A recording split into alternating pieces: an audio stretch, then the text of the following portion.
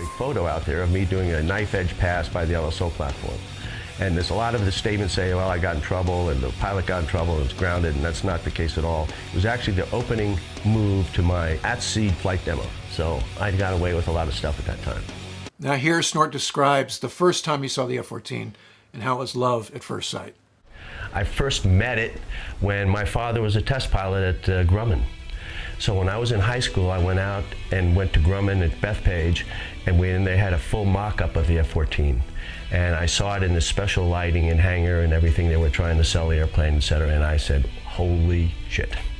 Wow, what a great airplane. The Tomcat is unique. It has a presence, it has panache. And when you see that airplane, you know it's something like that has never been around and probably won't be around again. So I had the joy of flying it for 24 years and wound up being the high time Tomcat pilot with almost 5,000 hours in it. A brand new Hornet, Marine guy, Top Gun guy, and they were up at the Oak Club at Oceana. So these guys are talking big about we'll spank the Tomcat and all this stuff. So I start talking to this guy and baiting him in. I go, I tell you what, tomorrow we have a 2v2 scheduled. You're in that flight, I'm on that flight. I tell you, we'll just make it a 1v1. A 1v1, guns only, visual split, fights on the turn-in. And I said, but one engagement, whoever wins, assuming somebody wins, then the other squadron, the loser squadron, is going to buy all the cocktails and all the steamship round and all the shrimp we can eat on Friday night at the Oceana Oak Club. And that's back when the Oak Clubs were still a lot of fun. So we go to the brief, and then next day I launch out. Both squadrons fill the tax range because it's on the tax range. So we go out, and I go out, and I tell them I just need to launch early and go down. Really what I do is I went all the way down to the south end of the range in Whiskey 72 and dumped. I dumped gas down to about 6,500 pounds. And then we do a little intercept, we take apart, we take a split. Meanwhile, I'm going like 300 knots, and then I'm bringing the boards back, but I manually sweep the wings back to like bomb. So he thinks I'm going 450 knots. So I take him out a little farther than normal. Fights on, we turn in, I got him bomb, and I'm at 250 knots, and I go, and then I immediately get below 225. Wings come forward. All the circuit breakers are out, MCB circuit breaks pulled, aux slap circuit breakers. The big boys come down, and then I go to full grunt, and I merge at about 325. I drive him into a one-circle fight. I'm eating him up like a big dog. He's at 450 knots pulling 7 Gs, and I'm just turning in silent. What I hoped he would do, and what he did was he got antsy, and he pulled at me hard. Bled he bled all his knots, and then I went to vertical, and I had plenty of smack, like 100 knots plus over him, and I go, and he goes up and dies, and I did sort of a double inland thing, came down and gunned him in 42 seconds from the turn in. And he says, and I said, tracking. Of course, everybody in the tax range has seen this, and they're going to, and I'm at 800 feet just drilling them. And then he says, okay, let's set up another. I just said, no, I'm bingo. And the other deal was, if you lost, you had to do a straight in. You couldn't go into the break. So anyway, that's the things I loved about the Tomcat, because there was stuff you could do with that airplane to turn it into a true BFM monster. Particularly as you got later, we got the big engines. We got the B models and the D models. And I have a lot of time in those, but that was an awesome airplane.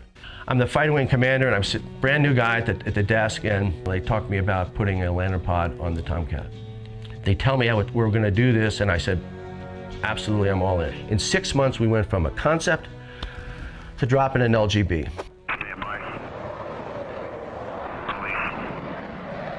Op away. Good radar track on the item on profile 3.2 to target, 2 miles to target. Good energy, 1 mile to target.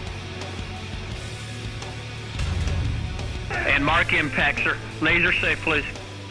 And then, and a lot of things fell in our favor. One was we put a new P-TID in the back cockpits, put a big new display, a 12 by 12 display, and the magnification of the lantern pod is directly proportional to the size of the display. The same display in a Strike Eagle with an 8 by 8 display was 8 power. We had 12 power.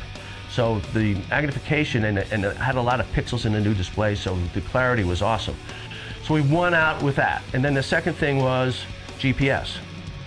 because we were an analog airplane, we had an INS, but we couldn't talk to the thing, and the pod needed to be a digital event. So we weren't a 1553 bus type airplane then. So, and we couldn't tie the radar. We didn't have a ground mapping radar, so we didn't have a radar that we could layer into the feed information to the lantern pod, so we can say, okay, point the pod over here. I said, can we put like a GPS unit in the thing? And he went, wow, that's a good idea. Literally in a week, they figured it out. They got a GPS unit that was off the shelf, that was going in Apache helicopters, embedded it in the lantern pod, which was awesome because it stabilized the lantern pod. You didn't have to have an INS and all that. We did that, and then we made it work, and it's amazing. I dropped the first live GBU on the bombing range and blew up a tank. And then the A6 was going away, and the Hornets just had the Nighthawk pod, and that was not very good. So this brought a brand new capability, and so we just won a couple things, happened to turn out and turned the airplane into a national asset at the end. And for a guy who was a fighter pilot, and I don't want to never drop a bomb, then I became the true believer, and I believe I truly helped bring this along. So so we got the project, and we had to pay for it. So I go up and I talk to PMA 242 up there, and I go up there, well, okay, what's it going to cost us? Like $1 billion. A lot of money to integrate this whole thing across the board. And I go, oh. Well, what do we have in the books? Well, we're on the process of spending almost that amount of money to put AMRAAM in the airplane. And I go, we don't need AMRAAM. I got Feeny bombs, I got Sparrows. I've been trying to shoot down somebody with a missile for my whole life, and it's not happening. I said, we need to go kill people on the ground. Let's take the $1 billion and put it in the lantern pod, forget AMRAAM. I go see all the 4 stars, and I give them the brief. And the last thing they say, that's awesome, Snort. How are we going to pay for it? And I told them how to pay. We're going to pay for it. And they went, cha-chang. And so every sync called Washington and said, make this happen now. And so we did this fleet prototyping thing as opposed to a normal acquisition process. So we went from a handshake on trying to make it happen at Fighter Wing, the 2 days after I took over, to 1 year later deployed it with VF-103. And that was, in my opinion, the coolest thing I ever did. I go to bed at night going, oh, it's good.